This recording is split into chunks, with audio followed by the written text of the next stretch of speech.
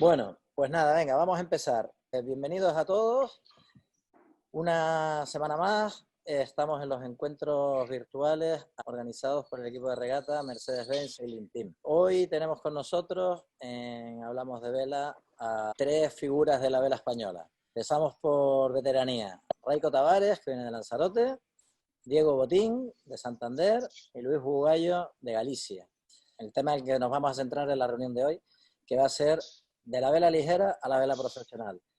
Tenemos a tres regatistas que son profesionales, que han empezado en la vela ligera y continúan navegando en vela ligera y también en cruceros. Para quienes no los conozcan, vamos a hacer un resumen un poco de su currículum, que a pesar de ser jóvenes tienen un palmarés envidiable. Vamos a empezar con Raiko Tavares. Raiko Tavares fue campeón de Europa juvenil en Snipe. Tiene 4 bronces del Campeonato del Mundo, 2 en Snipe, 1 en J70 y 1 en ORC. 3 veces subcampeón de Europa absoluto en Snipe. 5 veces campeón del mundo de J80. Yo creo que no hay nadie en el mundo que haya ganado más campeonatos del mundo de J80 que Raiko y su equipo. 1 vez subcampeón del mundo de J80. 8 veces campeón de España en diferentes clases que son Snipe, J80 y J70. 1 vez subcampeón de Europa en J70. 3 veces campeón del circuito español de J70 y 6 veces campeón de la Copa del Rey con el Rats on Fire en ORC. Y además cuenta con el premio al regatista del año en 2009, concedido por el Consejo Superior de Deporte y la Real Federación Española de Vela, además de otros muchos títulos que tratamos de resumir y no nos caben aquí. Pasamos a Diego Botín. Ha hecho 2 campañas olímpicas, bueno, de hecho está en su segunda campaña olímpica en 49er, y va a ir a representar a España como patrón de 49er junto a Yago Marra en el equipo español en los próximos Juegos de Tokio.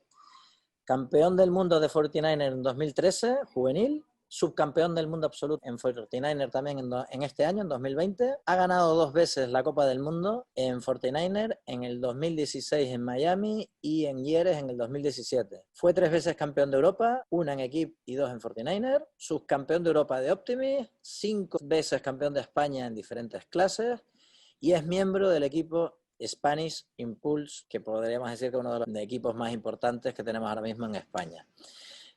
Luis Bugallo ha sido campeón del mundo en categoría Corinthian en J70 en el 2018, subcampeón del mundo también en categoría Corinthian en J70 en 2017 y campeón de Europa también Corinthian J70 en 2018. Para quien no lo sepa, la categoría Corinthian se refiere a los no profesionales. Campeón de Europa en Swan 42 en 2017. Fue bronce en el Campeonato de Europa Absoluto de J70 de 2018, que fue el mismo que ganó en Corinthian en el mismo año. Bronce en el Campeonato de Europa Junior de 49er en el 2017. Bronce también en el Campeonato del Mundo en clase Platú 25 en 2013. Ha sido 4 veces campeón de España, 1 en cadete, 1 en 420 y 2 en Platú 25. Y junto con Diego Botín también es miembro del Spanish Impulse. Esto no se trata, siempre lo digo, no se trata de una entrevista, sino que se trata de una charla, de un encuentro en el que 3 amigos como son Raiko, Diego y Bugallo y Luis van a hablar de un tema en concreto y entre ellos se van a hacer preguntas y van a preguntarse lo que les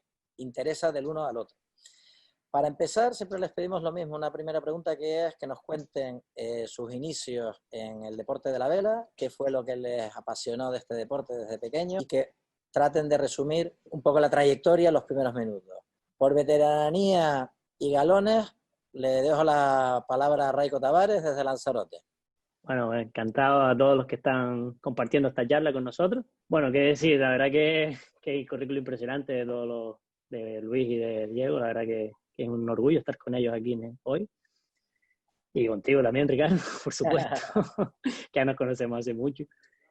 Bueno, lo primero decir que la vela para mí ha sido una forma de vida. Desde pequeño pues empecé a navegar en Lanzarote por afición y tradición familiar. Mis padres, soy pequeño, somos 4 hermanos.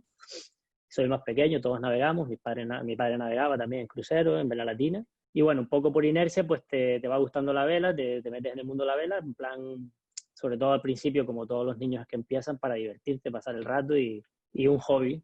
Bueno, a partir de ahí pues empiezas a competir. Yo era bastante delgadito, pues me cogieron bastante para ser tripulante de cadete y empecé a competir en la clase de cadete bastante. El Optimist Lanzarote pues no no se tomaba mucho como un barco de regata. Estaban los de Las Palmas, que la verdad que lo tomaban muy en serio, y nosotros teníamos el Cadete, que bien tú sabes, Ricardo, que eras uno de los patrones de esa época. Y bueno, empezamos a navegar así, a competir a nivel de tripulante y demás, y bueno, a partir de los 14, 13 años, pues ya empecé a patronear barcos, pero siempre me gustó un poco ir de tripulante, de patrón. Al final me decanté más por ser patrón y bueno, pasé por el SNAI juvenil, diferentes patrones también absolutos, cuando ya que sin pensarlo ya estaba navegando en muchos proyectos, encadenando uno tras otro y sobre todo navegando en crucero, en J80 que se metió en Lanzarote en 2006.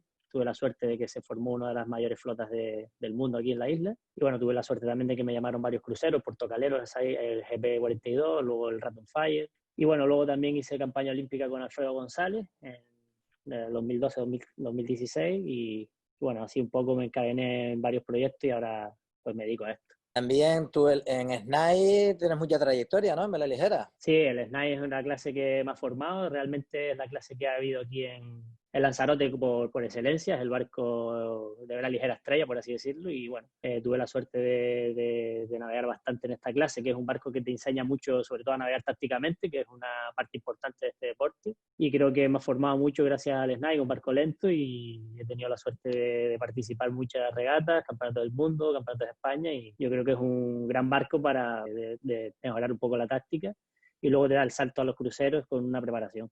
Creo que es muy, muy bueno, muy buen barco. Pues nada, yo primero hola a todos, muchísimas gracias por venir, un placer estar aquí en esta reunión y nada, os voy a contar un poco cómo empecé yo en el mundo de la vela. Yo, igual que Raiko, empecé un poco por tradición familiar.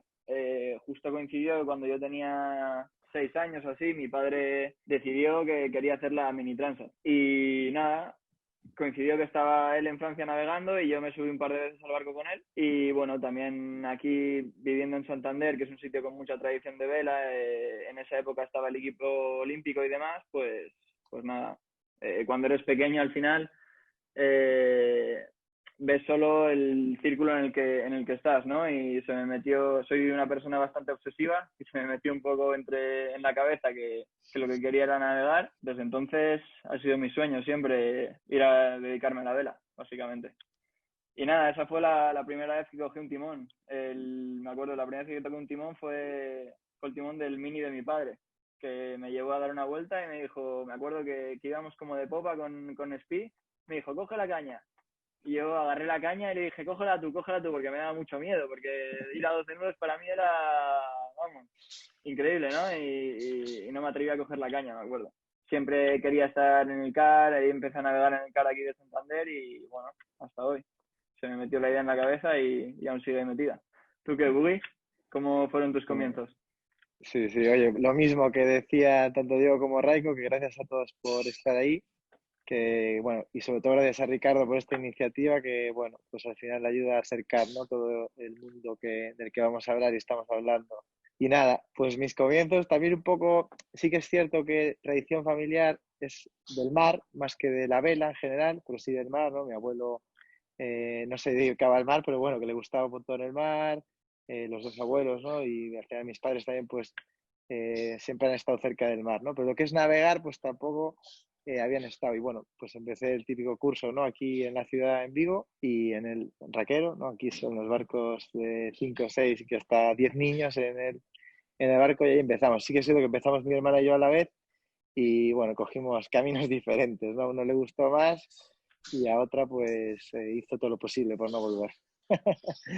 Y nada, y ahí empecé, aquí en el Náutico de Vigo, Optimis, después hice catamarán porque quedaba demasiado grande para el Optimis y la verdad que era muy complicado pues hacer regatas o no era competitivo, vamos, por lo grande que era, digamos. Y después hice un poco de catamarán, compaginé también con la clase de cadete y ahí tuve la suerte con 12 años de empezar a navegar en cruceros. En barcos ya pues grandes, ¿no? Y a partir de ahí, bueno, pues seguí como dos caminos, ¿no? Por un lado la vela ligera, en la que seguí navegando en 420, después a 49er, hice un año suelto de 49 y luego otros 3 seguidos con Coqui, y a su vez en paralelo pues seguí navegando un crucero en el Pairo, ¿no? Desde siempre hasta el día de hoy. Luego fue lo de los Platús, ahí me metí también. A partir de ahí, pues, bueno, un poco de todo, ¿no? Como decía antes Raiko, pues al final tocando muchos palos y hasta el día de hoy, pues en la rama crucero, pues más en J70 y he navegado también algún Swan. Y la pasión por la vela, yo creo que también creo que lo decíais antes, un poco es como una bola, ¿no? Que se va creando y va creciendo y al final, pues no te puede salir. Muy Y bien. nada.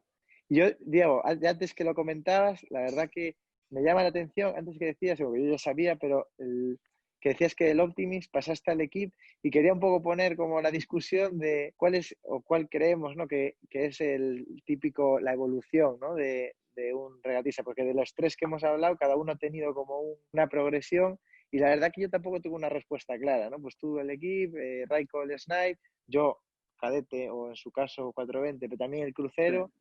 No sé qué opináis sobre eso. A mí me pasó un poco como a ti. Yo navegaba en Optimist, pero con 13 años pesaba 60 kilos. Entonces ya, pues, o había mucho viento o no tenía nada que hacer. Y bueno, se dio el caso de que aquí en Santander había una flotilla del equipo, que era un barco que solo había en Europa y bueno, no navegaba mucha gente, pero estaba muy bien para gente de Optimist, que era muy grande. Y nada, estuve navegando en ello un año, compaginándolo un poco con el 420 y creo que fue muy bueno poder estar navegando en barcos diferentes, ¿no? Y ya del 420 di directamente el paso al 49. Creo que tuve mucha suerte de estar aquí en Santander porque había gente que navegaba esas clases, ¿no? Que creo que es importante, como decía Raiko, el Snipe en Lanzarote, ¿no? El 420 ahí, hay una flota buena, ¿no? En Vigo, siempre ha habido una buena. Sí. Creo que es importante, ¿no? En lo que navegue la gente que tienes alrededor para tener compañeros y competitividad y demás. ¿Qué opinas, Raiko? Exacto, estaba pensando en eso mismo porque yo también he sido entrenador de niños y he estado muchos años dedicado a entrenar a Optimi y Láser y lo he visto clarísimo, lo he visto en mi caso, personalmente lo he vivido, que creo que hay muchos tabús de la vela que la gente intenta meter a los niños en clases un poco forzadas a veces y yo creo que depende de dónde vivas, porque por ejemplo el Snide no es el mejor barco del mundo, tampoco es el peor. El equipo tampoco es el mejor barco del mundo, pero tampoco es el... Entonces yo creo que tienes que navegar al final en lo que haya en tu casa y haya nivel, y ya está, y no darle vueltas, o sea, no inventar quizás. A veces hay que adaptarse a lo que hay porque por los recursos que tengas, o en mi caso, pues había SNAI, había mucha gente muy buena de SNAI, había gente que había ganado europeos, gente que había ganado campeonatos de España, estaban arriba en los mundiales.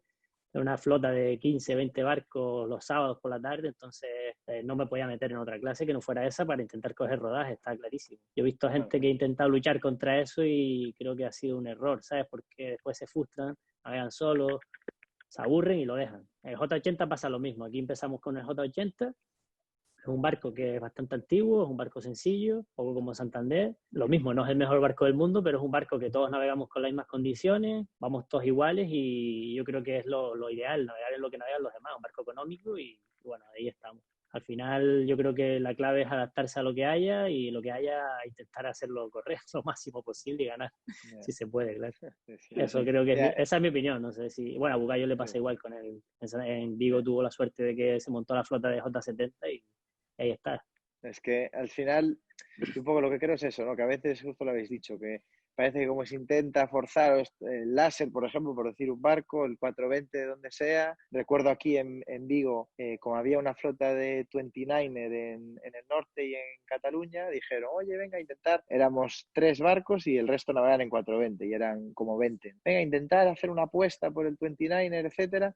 Y al final, pues mira, pasado el tiempo y dices, pues mira, menos mal que no. Pues realmente esas clases tienden a morir, porque al no haber gente navegando en tu zona, y el caso del Snipe aquí, también poniendo un ejemplo aquí local, habrá como en todas las clases, ¿no? Los 5 o 6 primeros, pues que tendrán un gran nivel, y luego pues el resto, pues vas bajando, ¿no? Un poco, pues hasta un nivel más amateur, ¿no? Pero que al final hacen que las clases sobrevivan, porque si no es por los 50 cada uno de ellos que navegan en esa clase, solo son 3 de nivel, las clases se mueren. O sea que eso es súper importante, analizar bien en qué te metes. Que bueno, que eso no quiere decir tampoco que no se puedan reciclar las clases, ¿no? Por ejemplo, en Santander yo me acuerdo que había una flota muy grande de First Class y bueno, se puso toda la gente de Santander de acuerdo en que había que reciclar la clase y se hizo un cambio al J80, por ejemplo, ¿no?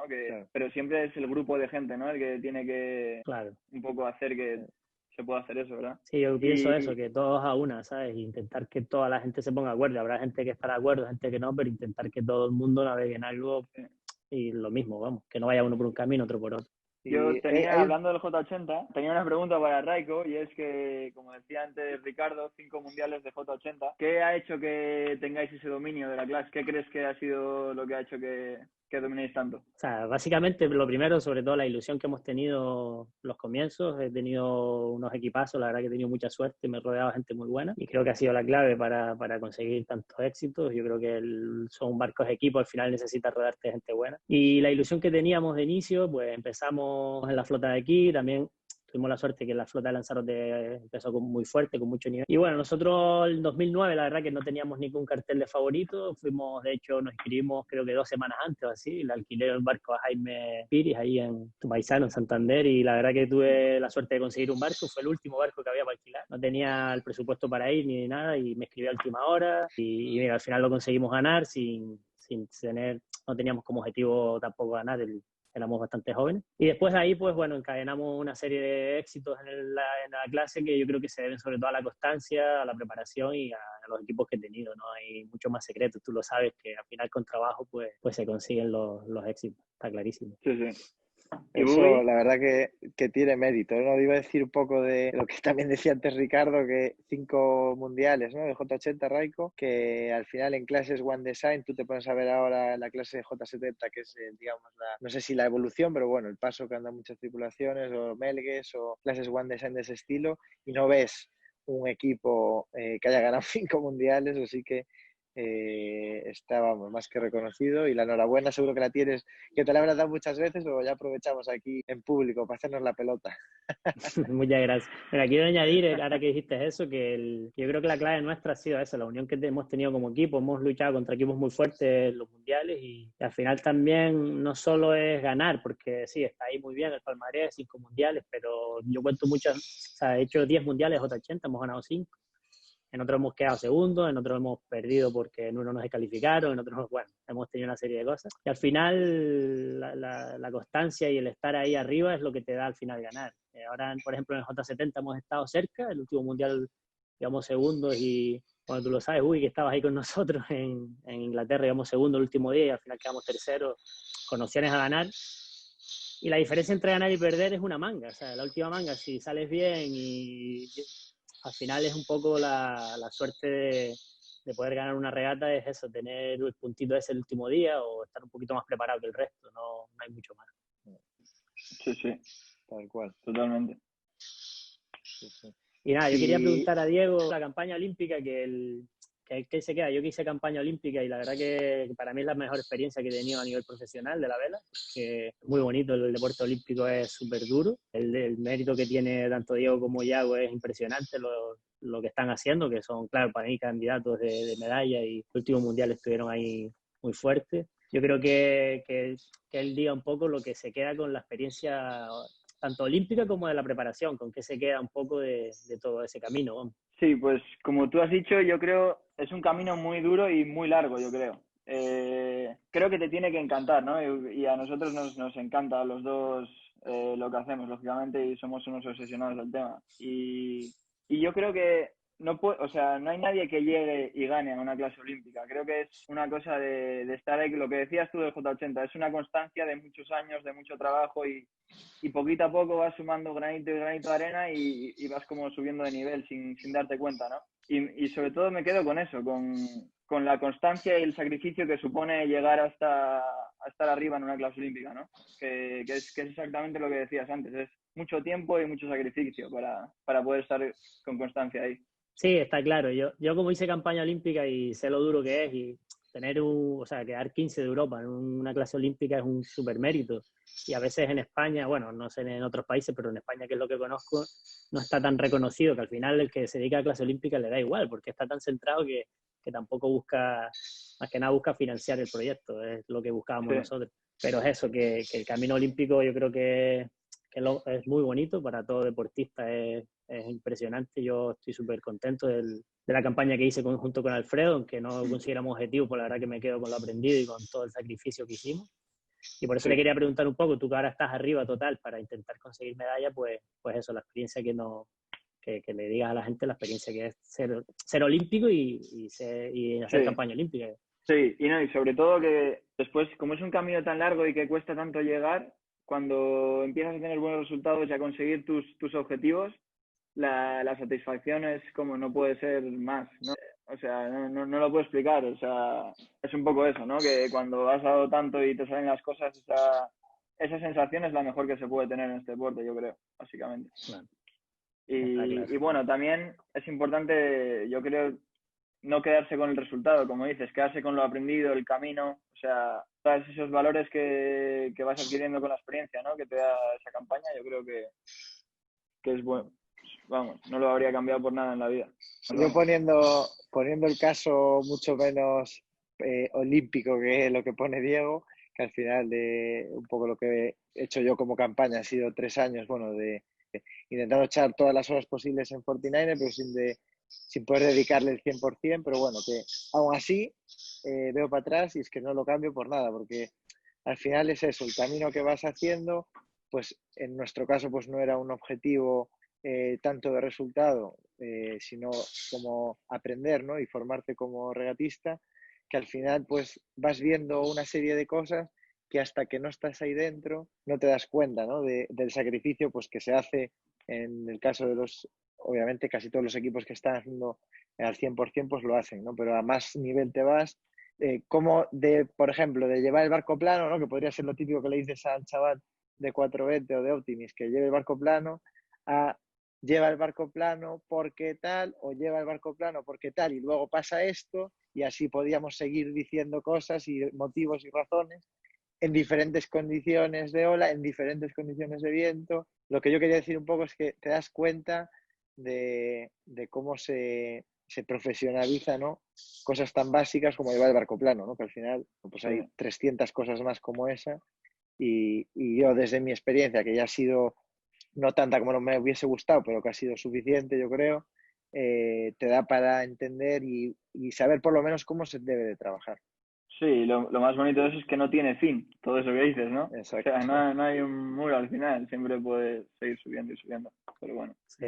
Y luego te viene uno que... y te va con el barco escorado y dices, ahí va, pues ahora venga, vamos a probar a ver si realmente va rápido porque lleva el barco escorado o porque X en las velas que van más profundas o lo que sea. Creo que lleva el deporte a la perfección. O sea, la campaña olímpica es lo que tiene, que necesitas cualquier... O sea, lo que estamos acostumbrados a vela de cruceros y demás, o la vela ligera anterior a la olímpica, es mucho sacrificio, hay que prepararse, pero no es la perfección que necesita una vela olímpica porque navega gente muy buena y para marcar la diferencia necesitas una preparación casi perfecta y así todo puedes arrastrarte porque te equivocaste en apretar un sable mal o cualquier detalle se nota demasiado. Entonces después eso lo llevas a cualquier otro barco y se nota, marca la diferencia también porque vienes preparado vienes con muchos conceptos para cualquier clase y estás más preparado. Perdón, en esa línea nos hacen una pregunta de si ustedes creen que para ser un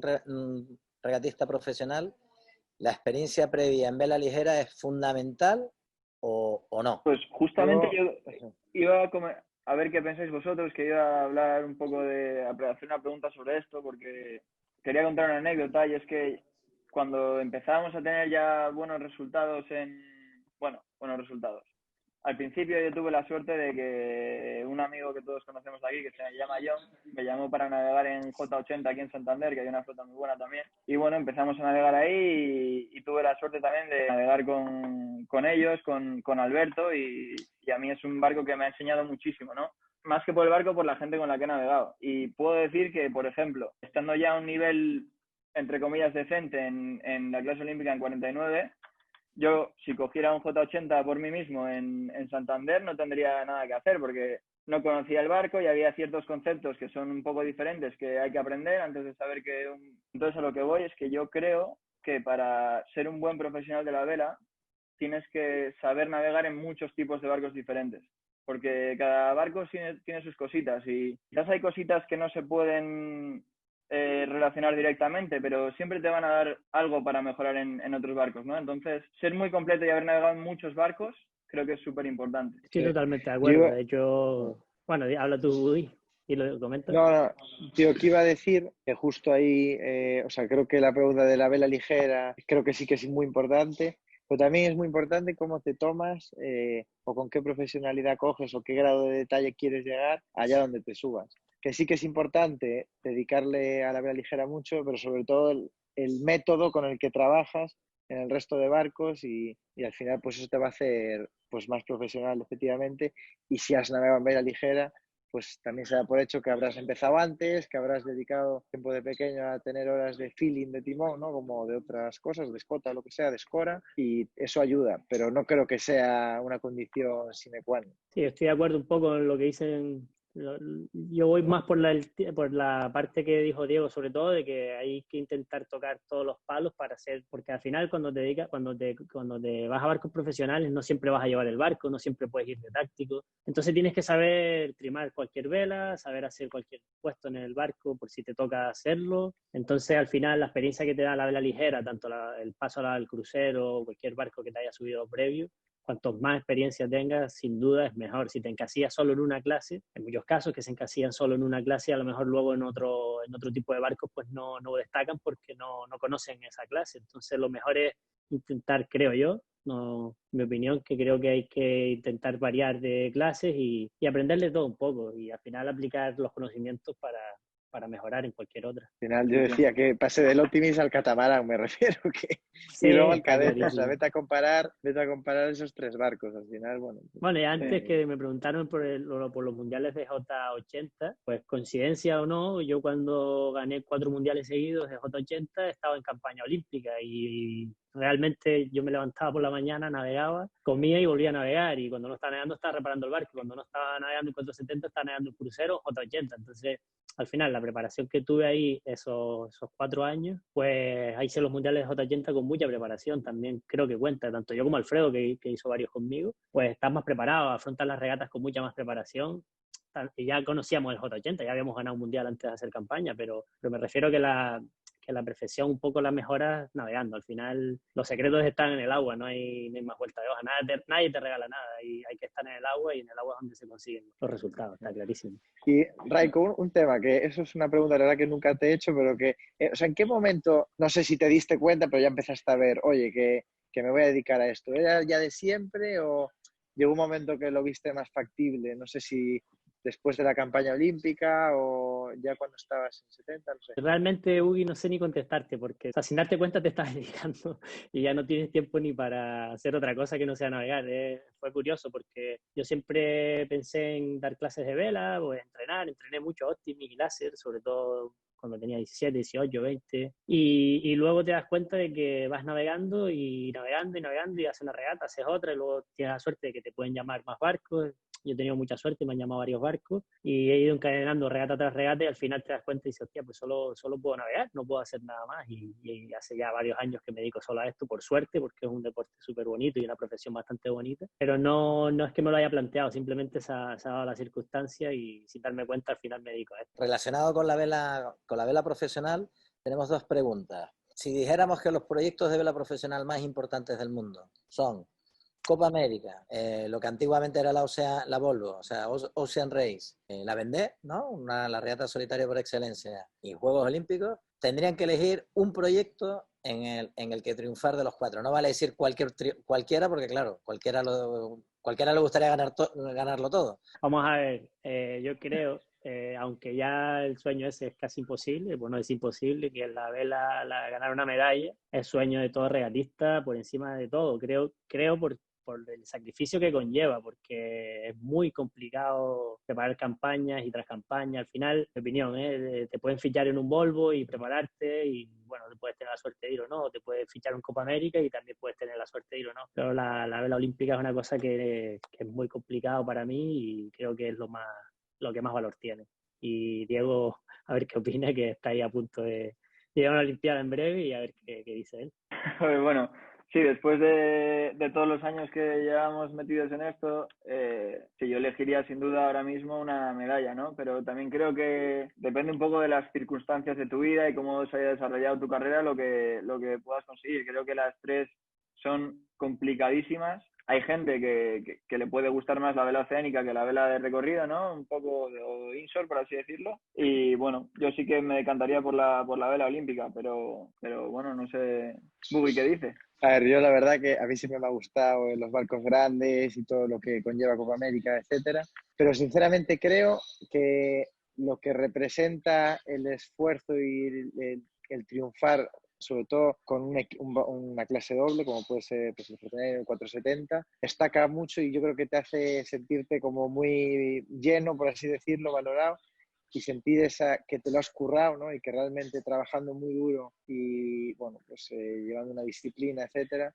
Por eso creo que la medalla de oro o triunfar en las Olimpiadas creo que sería también lo que elegiría. Pero sobre todo pensando que en la Copa América pues es un equipo ya mucho más grande, no depende solo de ti, que también habrá casos, ¿no? Que pues, por poner ahora, pues Dean Barker igual fue el que llevó todo el desarrollo del New Zealand en su época, que no creo, pero bueno, que podría ser.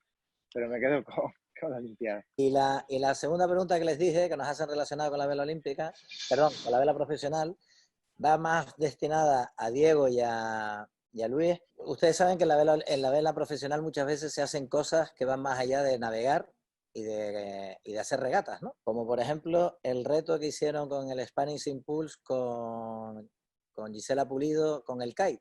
Háblenos de la anécdota esa y quién ganó el reto, cómo fue, y luego que nos cuenten alguna anécdota de cosas relacionadas con la vela profesional que vayan más allá de la propia regata. Sí, bueno, yo creo que esto lo tiene que comentar Bubi porque a mí me coincidió con un evento y yo no pude estar justo en ese reto.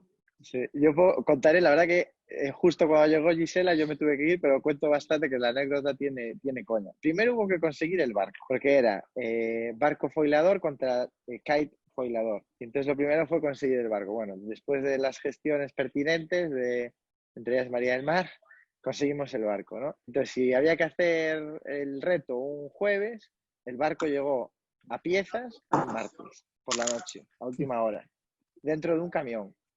No teníamos grúa, vino la grúa. Sacar el contenedor dentro de un camión, que había que desmontar medio camión para sacarlo. Cuando ya teníamos todo montado, bueno, toda la noche montando, tal, nos fuimos a dormir a las 4 de la mañana, a las 7 en pie al día siguiente. Montamos el barco, tal, bueno, fue la experiencia de tal. Y luego cuando fue ya hacer creo que era un través de no sé si era una milla o tal, y había que ir entre dos boyas y hacer el recorrido. Entonces, claro, como el catamarán ese que era el GC32, pues en través corría bastante, pues lo fueron capando para intentar igualarlo, ¿no? Y que saliese algo pues bastante chulo de hacer. Y creo que la experiencia fue impresionante, ¿no? Pues coordinar las cámaras, coordinar toda la gente de la Zodia, los de media, uno que igual no sabía tanto de vela, que quería hacer, pues imagínate, pues que el catamarán no despegue y de repente en medio del circuito del través que despegase, tal, cosas que no tenían mucho sentido y lo pasaron, vamos, de maravilla. Y luego parece ser también que como en Palma, que fue en Palma, había un poco de ola, pues hubo algún sustillo. Como decía Raiko antes, una cosa de estos proyectos es la financiación, ¿no? Es una parte importante y complicada. Y estos eventos, estas cositas, pues ayudan bastante en ese sentido, ¿no? A hacer estas cosas más allá de lo que es solo regatear. Parece que no, pero una campaña olímpica no es solo navegar y prepararte para navegar, ¿no? Hay muchísimos aspectos en los que no puedes flaquear y que hay que trabajar, ¿no? Pues está claro que la financiación es una parte de hacer este tipo de eventos, pero toda la formación psicológica, física, preparación de material, planificación, son muchas cositas, ¿no? Que son un poco más allá de lo que hacemos, pero que hay que hacerlas. Tenemos una pregunta para Raiko, que como dicen que eres el más veterano, el más experto de los tres, ¿qué consejos podrías dar tú de los errores vividos en tu trayectoria para aconsejar a todos los que nos están escuchando? Por ejemplo, yo recuerdo que en una de las conversaciones que hemos tenido, que fue la de Tony Rivas con Jordi Janmar, Tony Rivas reconocía que igual él estuvo demasiados años navegando en una clase como el Europa. Aquí nos preguntan eso, que si ha habido errores en tu trayectoria, de los que te arrepientes o de los que has aprendido algo que podamos aprender los demás. No lo llamaría errores. y mucho menos arrepentimiento en cosas que a lo mejor podría cambiar o hacer por otro camino, porque a lo mejor no hubiese estado donde estoy ahora y lo hubiese dejado antes, porque al final nunca se sabe por dónde enfocas, pero por ejemplo la vela olímpica, que es una cosa que me encantó y la verdad que disfruté muchísimo los años que estuve, creo que la hubiese empezado mucho antes, con pues 17, 18 años, no con 27, como empecé, y creo que hubiese podido a lo mejor durar mucho más, porque realmente nosotros nos costaba mucho financiarnos, ya estamos independizados, pues Alfredo y yo vivíamos cada uno por su cuenta, no vivíamos con nuestros padres y mantener una campaña olímpica, más mantenerte tú, pues requiere una serie de gastos y sacrificios que es complicadísimo. Entonces creo que la vela olímpica la hubiese hecho mucho antes, a probar suerte, y si igual me hubiese ido mal y me hubiese frustrado y lo hubiese dejado, pero no lo sé. Pero es una de las cosas que hubiese empezado bastante antes. De hecho, me fui a Santander a navegar con 18 años, recuerdo, a hacer unas pruebas en 470, todo salió bien, la verdad que estaba súper contento, pero al final tampoco conseguí la financiación para quedarme, una época que estaba ya UNAM por allí, y nada, me volví a Canarias y seguí navegando en Snipe y los barcos que podía navegar aquí en mi casa, pero es una de las cosas que no le llamaría arrepentimiento porque estoy encantado con lo que he hecho, la verdad que no cambiaría nada, pero sí a lo mejor volvería a retomar ese camino pues por otra vía. También para Diego y para Bugallo. Si después de subirse en el catamarán volador, cada vez que se sube en otro barco, si le faltan alas para volar o no, o son capaces de diferenciar esas sensaciones. Como dije antes, creo que es buenísimo navegar en muchos barcos diferentes. Está claro que la sensación de foilear y la adrenalina que te produce no tiene comparación con un barco de desplazamiento, por así decirlo. Pero al final, para ser bueno en una clase hay que meter tantas horas en esa clase que esa sensación de adrenalina la pierdes. Y lo que se queda al final siempre es ese querer sacarle el máximo rendimiento al barco, ese querer, pues competir al máximo nivel y eso es lo que te hace meter las horas que hace falta, ¿no? Al final la adrenalina la pierdes. Lo que quiero decir con esto es que en cualquier barco, mientras haya competición, regatear es divertidísimo. Depende más de la competición que del tipo de barco, para mí. La siguiente pregunta, también para los tres, pero ¿a qué aspiran actualmente o qué objetivo tienen o qué triunfo les gustaría conseguir? ¿Qué sueño tienen en la vela? Entiendo, Diego, que tú medalla, ¿no? Que volver de Tokio con una medalla. Pero, de momento, bueno, sí. La vida es muy larga. Eso es. Dentro del sueño de la medalla, pues poder seguir dedicándome a esto muchos años más y eso, estar en proyectos bonitos, no sé, seguir navegando y compitiendo todo lo que pueda. Ese es mi sueño. ¿Qué decís vosotros, Raiko? Bueno, yo realmente, la verdad que lo mismo que dices tú, al final es intentar tener salud para competir, tener resultados para poder, al final es mi trabajo también, para que me sigan llamando y bueno, no tengo una meta marcada así clara como puede ser tú, que es claramente ganar una medalla, creo que es un sueño real, ¿sabes? De mucho sacrificio, pero sí que ganar un mundial de J70 me gustaría ganar tantas cosas, pero bueno, que no lo pienso tanto porque realmente intentar hacer mucho y algún día conseguirlo, pero eso, sobre todo tener salud para seguir compitiendo y soy un afortunado de poder dedicarme a esto e intentar seguir compitiendo y al final ya vendrán los resultados, si Dios quiere. Muy interesante antes lo que dijiste del foil, Diego, o sea, yo no he foileado así, bueno, he cogido algún wing foileador, pero no. Pero al final el dato que me quedo con lo que dijiste es que al final la clase que navegues da igual, al final es sacar el resultado, ya estés volando, estés a 2 nudos como un Optimi o estés a 48, ¿sabes? Es intentar ir al máximo en lo que te suba. Está claro que la sensación de ir foileando y ir a toda esa velocidad es brutal, pero al final los demás van a la misma velocidad y necesitas igualarlo. Así que yo creo que es un dato muy interesante de que la clave no es ir más rápido volando o más lento, es intentar ir mejor que el otro barco, está claro. Sí.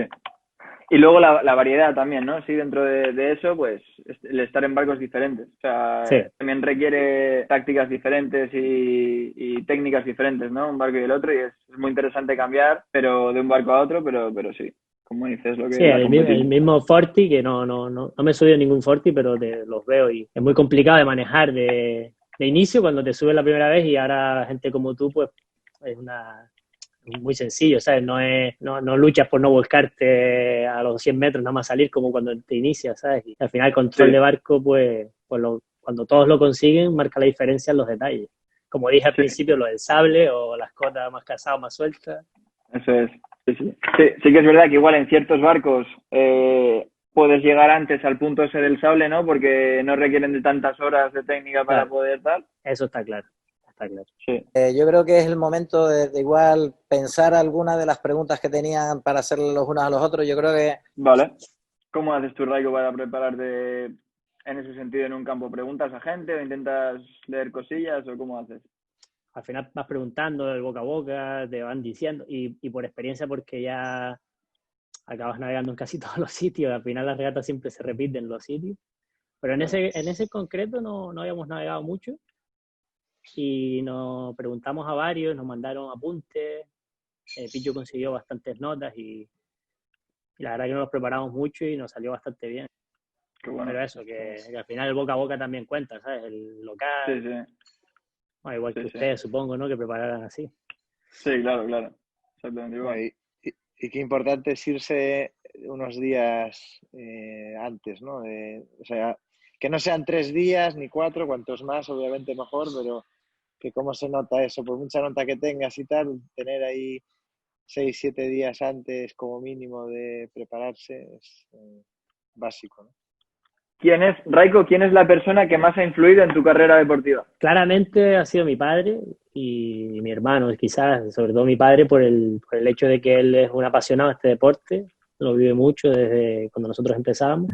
Nunca me ha metido la presión para obtener resultados ni nada, pero sí es verdad que la pasión por este deporte me la inculcaba él sin ninguna duda. Luego he tenido suerte de tener entrenadores buenos y me he rodeado de gente muy buena, pero quizás el que ha marcado la diferencia ahí en que me guste tanto ha sido mi padre, que me ha subido un barco desde que tenía pañales prácticamente.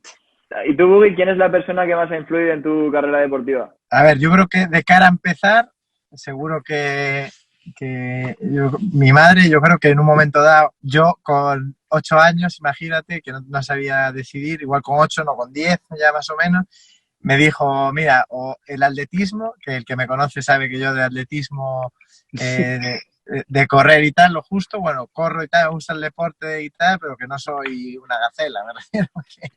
Entonces me dijo elegir entre eso y la vela, y gracias a Dios, pues mira, aquí estamos reunidos y tal.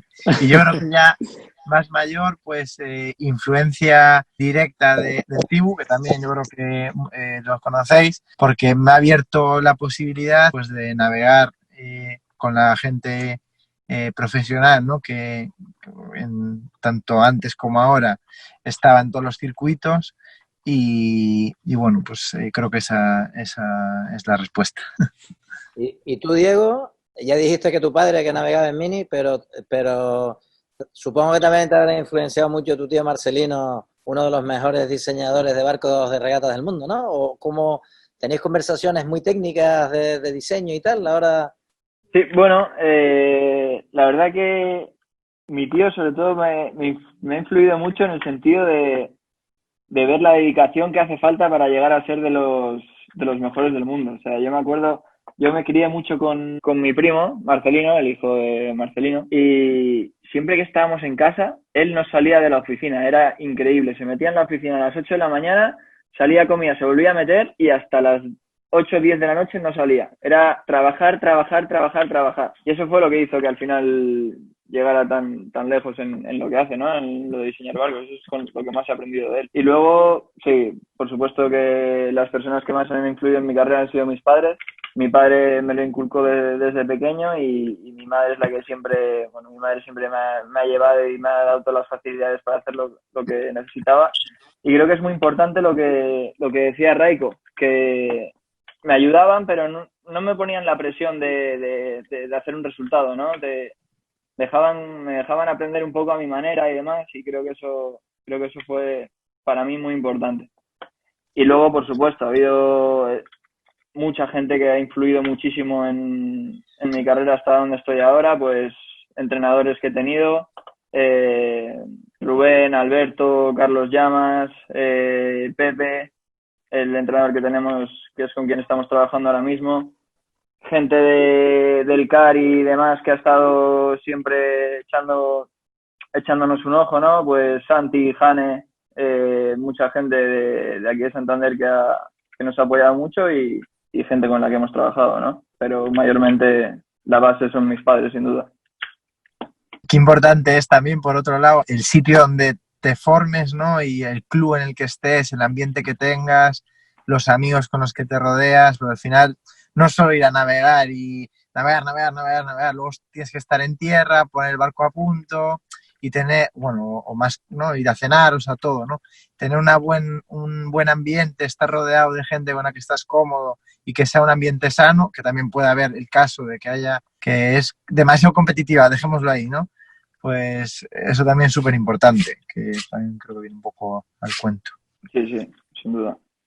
Sí, el grupo de amigos que te rodeas de pequeño marca un poco la diferencia. Aquí en Lanzarote yo he tenido la suerte que hemos crecido una quinta, pues todos a la vez, y al final hemos sido, actualmente hay muchos profesionales que tenemos la suerte de dedicarnos a eso. Al final, si estás solo, como tú dices, Hugi, pues igual te aburres y te dedicas a otra cosa. Si tienes un grupito de gente que termina la regata, te vas a cenar, luego vuelves, vas al barco, yo qué sé. Nosotros siempre llamábamos a darle vuelta al barco. Vamos al club a darle vuelta al barco porque te pegas allí 3 horas mirando el barco, las crucetas y no haces nada, pero crees que le cambiaste algo. Pones el tensómetro, lo quitas, pero vamos, que eso es importante. El ambiente que te rodea es clave, totalmente. Sí. Hablando de esto, parece también, saco un poco como conclusión de la reunión esta que estamos teniendo, que para pasar de la vela ligera a la profesional, por así decirlo, no solo es que hay que tener la dedicación, eso es un sí o sí, ¿no? Y te tiene que apasionar, pero también hay que tener un poco de suerte con el entorno, con dónde vives, hay ciertas cositas que entra un poco en juego el papel de la suerte, ¿no? Para poder dar ese pasito. Totalmente, siempre, yo creo que en todos los deportes, si Messi no hubiese ido al Barça con 13 años, igual hubiese sido un buen jugador, pero no es el que es ahora. Al final tienes que tener la suerte de dar el paso en el momento dado y juntarte con los que te conviene. Sí. Y en el mundo profesional que tengas la suerte también, por otro lado, de que esa persona un poco más mayor pues decida darte la oportunidad. En su caso yo me acuerdo cuando empecé con el Swan, ¿no? Que fue Gonzalo, ¿no? Araujo, que me dijo, oye, vente a llevar la mayor del barco este. Y yo a mí como que al principio decía, se me va a quedar grande esto. Y luego, bueno, pues te adaptas y con mucha ilusión, ganas, horas ahí de estudiar un poco también cómo funciona y tal, pues esa componente de suerte, ¿no? Que decíamos antes, pues también hay que aprovecharla también luego, que no es solo... Exacto, las dos cosas. O sea, que te vengan a llamar a la puerta, también eso no existe, o existe poco. Pero cuando te llaman hay que abrirla, si es que realmente quieres dedicarte a esto, y aprovecharla hasta el último momento, vamos. Así, tal cual. Yo desde mi experiencia tuve puestos muy importantes siendo muy joven. Estuve de táctico del GP Portocalero, competíamos un circuito muy, muy importante a nivel internacional, y no sé si llegaba a los 22 años, y la verdad que era una responsabilidad tremenda porque te enfrentabas a super tácticos, a Philip Presti, a Jan Percy, a toda esta gente que ya tenían medallas y demás, y yo de táctico de uno de los barcos, ¿sabes? Era bastante complicado. Y bueno, la presión que yo llevaba era muy complicada, me costaba dormir, realmente abriéndome un poco, pues lo pasaba muy mal. O sea, yo realmente, porque me gustaba mucho y quería dedicarme, y le puse mucho empeño, pero lo fácil en mi caso era irme. O sea, coger y decirme, esto se me quedó grande, soy muy joven, paso esto. Yo seguí ahí y sinceramente esa época para mí no fue la mejor, porque era muy joven quizás para tener tanta responsabilidad.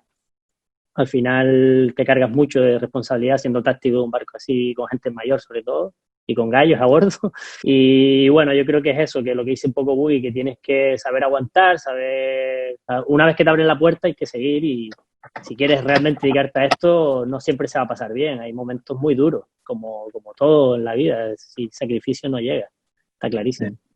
Sí. Y luego un tema ligado con esto, que lo hablamos alguna vez Raiko y yo en Vigo o en otro sitio, que hay que saber no llevar el barco.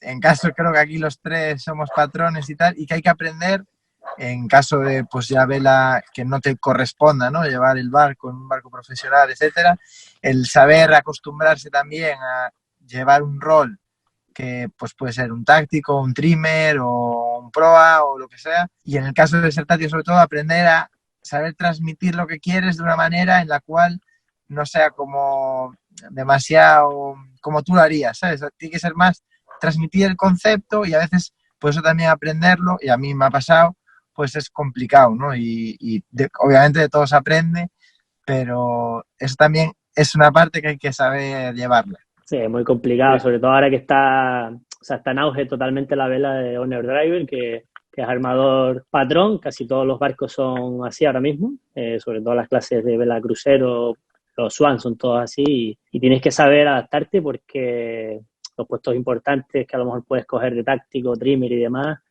pues necesitas muchísima preparación para saber llevar también al caña de ese momento, si la experiencia que tengas, y esos roles hay que saber llevarlos y aprenderlos, claro, no es muy sencillo tampoco. Yo con Luis he hablado mucho de esto porque él era táctico del Pez de Abril y yo del Nadir, y la verdad que los dos hemos sido siempre caña. Yo soy táctico también del Noticia, pero bueno, con Pichu la verdad que es genial, lo conozco hace mucho y tenemos buena comunicación, pero en barcos que te subes nuevos sobre todo tienes que aprender a comunicarte a lo mejor en un fin de semana. Te llaman, mira, vente de táctico a esta regata, pues tienes que conocer a todo el equipo en un día, en una cena, saber el rol de cada uno, saber las cualidades, y ese camino también es complicado y hay que adaptarse, está claro. Una pregunta que ya se los dije que se la iba a hacer, esta se las hago yo.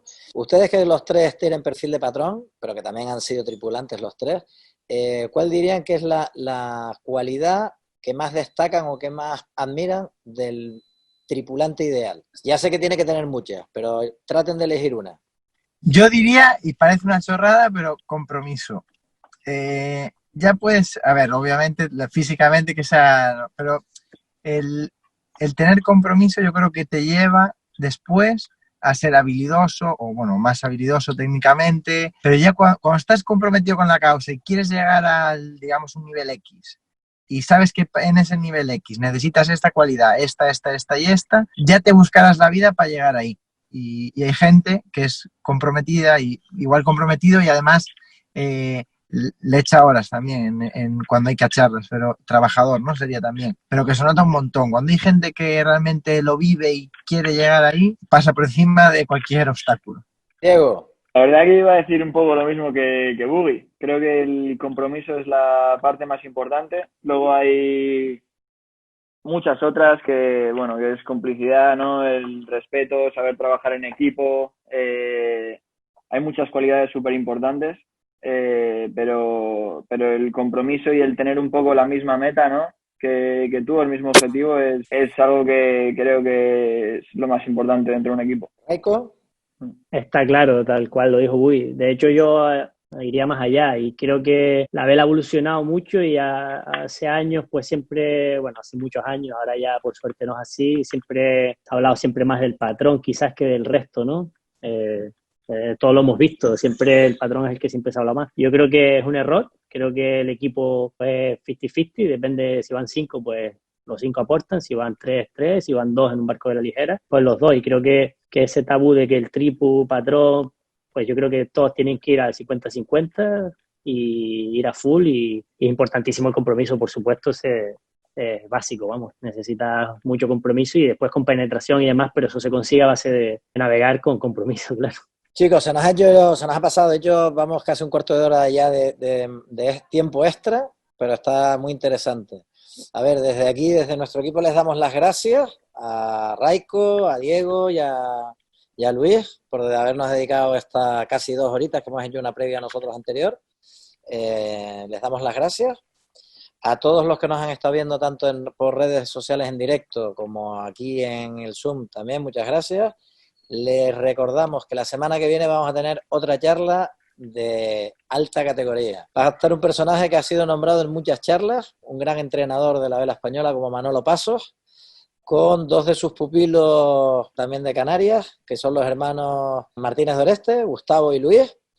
Estarán en el otro lado, así que creo que será interesante también. Más Gustavo ahora también es entrenador, seguro que pondrá en práctica cosas que aprendió de Manolo, creo que estará muy interesante.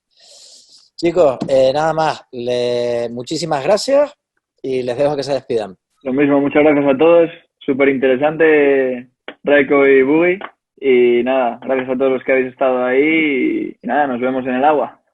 Igualmente, muchas gracias Diego, Buggy y Ricardo, sobre todo por la iniciativa, y espero que vernos pronto en el agua, y de rivales y amigos. Nos veremos en vivo, en la próxima en vivo. A la próxima. Muy bien. Gracias a todos, de verdad. Y gracias a ti, Ricardo, otra vez por eso, ¿no? Que decíamos. Pues nada, muchas gracias a todos. Nos vemos la semana que Genial. viene, que será el miércoles, no será el jueves. Ya se lo comunicaremos a todos. Hasta luego. Hasta luego. Un abrazo. Chao. Venga.